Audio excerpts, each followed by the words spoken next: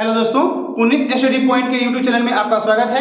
दोस्तों आज हम देखेंगे मेंसुरेशन अर्थात क्षेत्रमिति का पार्ट 1। सबसे पहले जानेंगे त्रिभुज के बारे में, ठीक है। तो कॉम्पिटिटिव एग्जाम में कुछ बेसिक बातें होती है जो त्रिभुज से रिलेटेड क्वेश्चन पूछ देता है। जैसे में पूछेगा कि त्रिभुज के तीनों कोणों का योगफल कितना होता है, तो 180 डिग्री का होता है। त्रिभुज के तीनों कोणों का योगफल कितना होता है, 180 डिग्री का होता है। पुनः पूछेगा कि त्रिभुज का क्षेत्रफल क्या होता है, तो 1/2 आधार गुने ऊंचाई होता है। त्रिभुज का क्षेत्रफल क्या होता है, 1/2 आधार गुने ऊंचाई। जब क्या दिया हो, जब आधार दिया हो, ऊंचाई दिया हो, तो इससे क्या निकलता है, त्रिभुज का क्षेत्रफल। जब भुजा भिन्न हो, जब त्रिभुज की भुजा भिन्न हो, तो हीरोन का फॉर्मूला लगाते हैं। ये भी त्रिभुज का एरिया ही निकालता है, ठीक है। अर्थात हीरोन का फॉर्मूला क्या होता है, हीरोन का फॉर्मूला रूट अंडर क्या होता है, S into S minus A into S minus B into S minus C, ठीक है।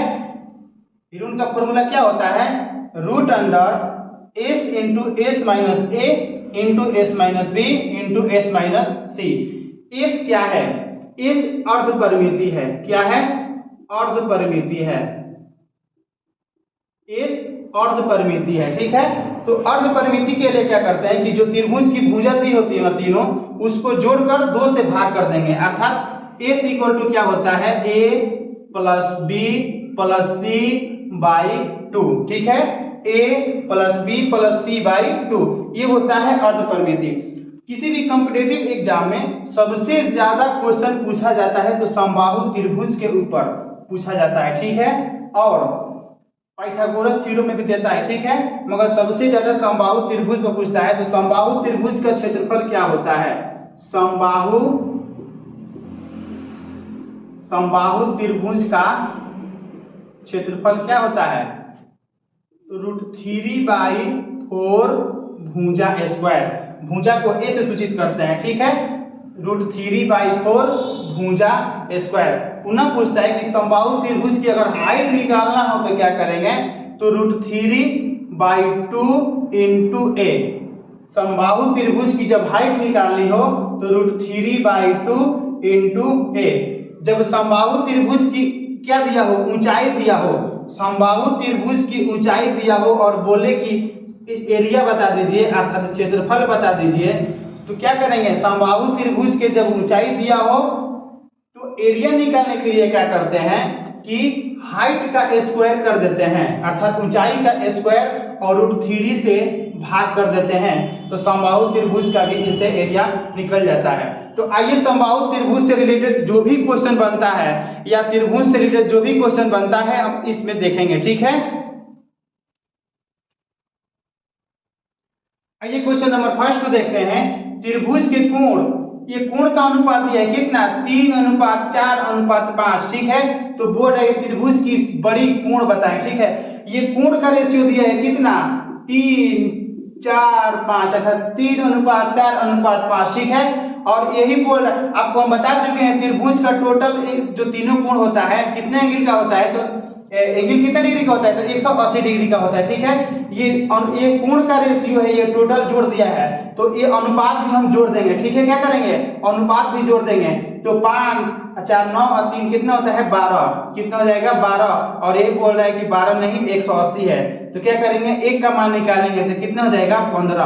अब क्या करेंगे, ये बोल रहे हैं कि सबसे बड़ी कोण बताइए। तो देखिए अनुपात में जो मान सबसे बड़ा होगा ना वो बड़ी कोण देगा, और जो मान सबसे छोटा होगा ना वो छोटा मान देगा, ठीक है। तो हम 1 यूनिट का अर्थात 1 का मान कितना निकालनी है, 15।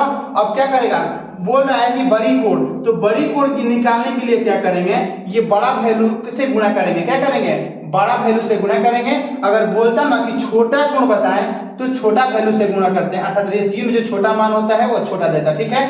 तो बड़ी मांगे तो सबसे बड़ा कौन है, 5 है, इंटू कितना आया है, एक का मान 15, तो 15 में 5 से गुणा करेंगे तो क्या हो जाएगा, 15 बचे 75 डिग्री। और यही मेरा क्या है, राइट आंसर। अगर कल को पूछ न दे कि सबसे छोटी एंगल बताएं तो छोटा मान कितना दिया है, तो 3 दिया है, तो क्या करेंगे, छोटे के लिए क्या करेंगे, छोटा वाला से गुणा कर देंगे। कितना, तो 3 इंटू कितना 15, तो 15 दिए कितना होता है 45 डिग्री। ठीक है, और यही मेरा आंसर होगा। तो बड़ा पूछेगा तो बड़ा मान से गुणा करेंगे और छोटा पूछेगा तो छोटा वाला से गुणा कर देंगे। ठीक है। 2 नंबर क्वेश्चन है, किसी त्रिभुज का एक कोण अंश यदि 55 अन्य दो कोणों का अनुपात 11:14 है तो दोनों कोण का मान निकाले। ठीक है, तो हम जानते हैं कि त्रिभुज के तीनों कोणों का योगफल कितना होता है, तो 180 डिग्री का होता है। ठीक है, त्रिभुज के तीनों कोणों का योगफल कितना होता है, 180 डिग्री का होता है। इसमें से एक कोण दे दिया है कितना डिग्री का, तो 55 डिग्री का। एक कोण कितना डिग्री का दिया है, तो 55। तो अन्य कोणों का योगफल निकालेंगे। ठीक है, इसको माइनस कर देंगे तो क्या हो जाएगा, अन्य कोणों का योगफल, अर्थात दो जो एक्स्ट्रा एंगल है वो निकलेगा। ठीक है, तो अन्य जब घटाएंगे तो कितना, 0 में से 10 है तो 10 में से 5 को माइनस करेंगे 5, यहाँ पर क्या हो जाएगा 7, 5 को माइनस करेंगे 2। ठीक है, और यहाँ पर 1, अर्थात अन्य जो दो कोण बचे हैं उनका योगफल कितना आया है, तो 125 आया है। और इसी का रेशियो दिया है कौन, 11:14। जो शेष जो एंगल बचा है इसी का रेशियो कितना दिया है, तो 11:14। और यहाँ पर योगफल में कितना बचा है, 125।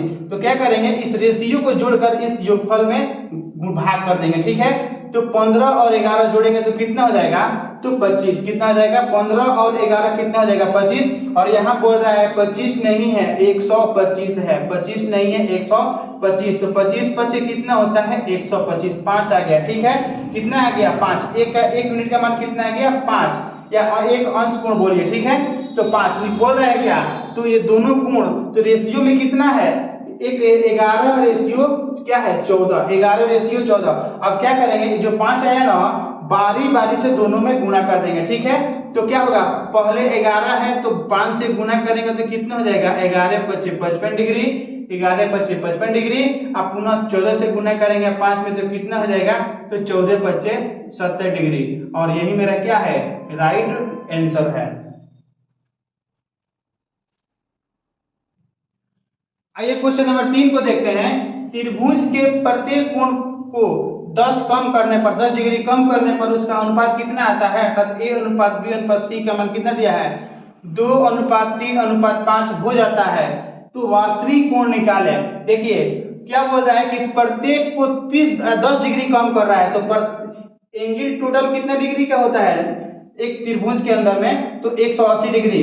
और जब 10 कम करेगा तो कितना हो जाएगा, 10, अब पुनः 10 और पुनः 10, अर्थात 10 20 30। क्या कर दिया है, 30 को माइनस 30 कर दिया, कम कर दिया है। तो हम भी 30 को कम कर देंगे, क्योंकि जो रेशियो दिया है ना, ये रेशियो जो दिया है कम का दिया है, तो हम भी कम का लेंगे। ठीक है, तो क्या करेंगे, 0 और 8 में से 3 गया 5 और 1 है तो 1, अर्थात कम योगफल आ गया और कम वाला भी अनुपात आ गया, दोनों बराबर हो गया। ठीक है, अब क्या करेंगे कि अब भाग दे देंगे, इस रेशियो को जोड़कर इसमें भाग दे देंगे 150 में। तो क्या करेंगे, 150 में जब रेशियो जोड़कर भाग दें क्या, तो 5 3 8 है 2 10। ठीक है, जब भाग लगाएंगे तो 1 0 से 1 0 और कितना आ गया, तो 15। कितना आ गया, 15 डिग्री। ये क्या है, ये जो घटाने पर जो बचा है वो है। अब क्या करेंगे, इस रेशियो में गुणा करेंगे। ठीक है, अब रेशियो में गुणा करेंगे तो क्या हो जाएगा, तो 15 दूना 30। पहले का रेशियो कितना है, 2 है। पहले का रेशियो क्या है, 2 है, अर्थात ए का जो एंगल है कितना, तो 2 गुने कितना 15। पुनः बी का मान जो निकालेंगे कितना दिया है, तो 3 दिया है, तो 3 गुने क्या करेंगे 15। और पुनः सी क्या दिया है, तो 5 गुने क्या करेंगे 15। ठीक है, अब इसको गुणा करेंगे तो 15 दूने कितना हो जाएगा 30। पुनः क्या होगा, 15 तिहाई 45, 15 25 कितना होगा, तो 75। अब क्या करेंगे, तो 10 डिग्री जो कम किया है, अब वास्तविक एंगल निकालने के लिए क्या करेंगे कि तीनों में 10 डिग्री क्या करेंगे, जोड़ देंगे। क्या करेंगे, तीनों में 10 डिग्री जोड़ देंगे। तो फाइनली क्या मिला हमको, फाइनली क्या मिलेगा, तो 30 और 10 जोड़ेंगे तो कितना 40 डिग्री। पुनः 45 और 10 जोड़ेंगे कितना 55 डिग्री। और पुनः 75 में जब 10 डिग्री जोड़ेंगे तो कितना होगा 85 डिग्री। अर्थात मेरा वास्तविक एंगल कितना होगा, वास्तविक एंगल या कोण कितना होगा, तो 40 डिग्री, 55 डिग्री और 85 डिग्री। और यही मेरा क्या है, राइट आंसर है। ठीक है,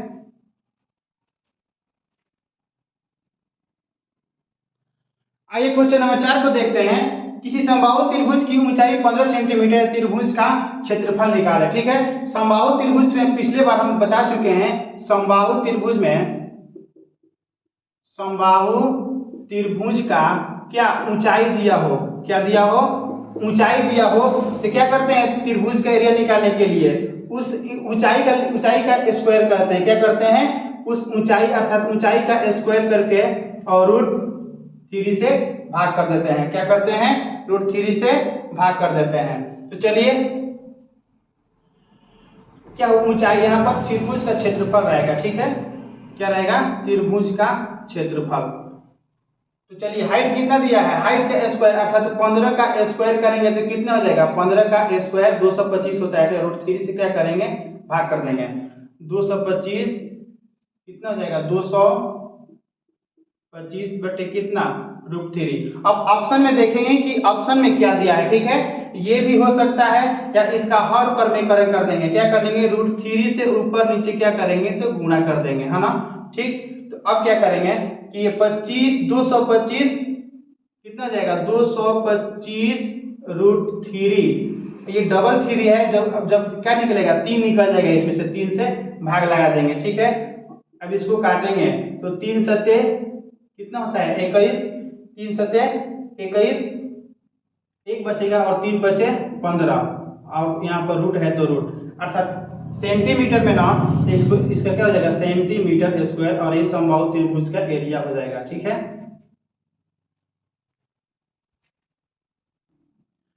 आइए क्वेश्चन नंबर 5 को देखते हैं। किसी समबाहु त्रिभुज का क्षेत्रफल कितना दिया है, तो 9√3 मीटर स्क्वायर दिया है। तो बोल रहे हैं कि माध्यिका की लंबाई बताएं। ठीक है, क्या बोल रहा है, माध्यिका की लंबाई बताएं।